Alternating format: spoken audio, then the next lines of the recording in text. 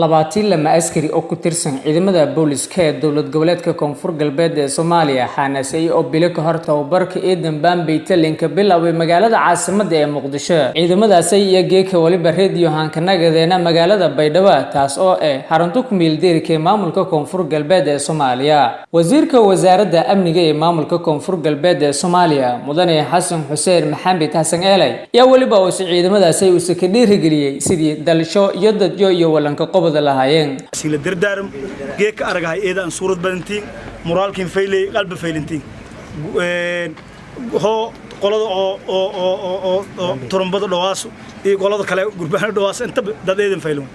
ولا لسه فداي نمبر 1 فيلنا أنتم لإني كروتان أنت سنولين فيلنا أنتم إني داتين كذي كان أن نجنا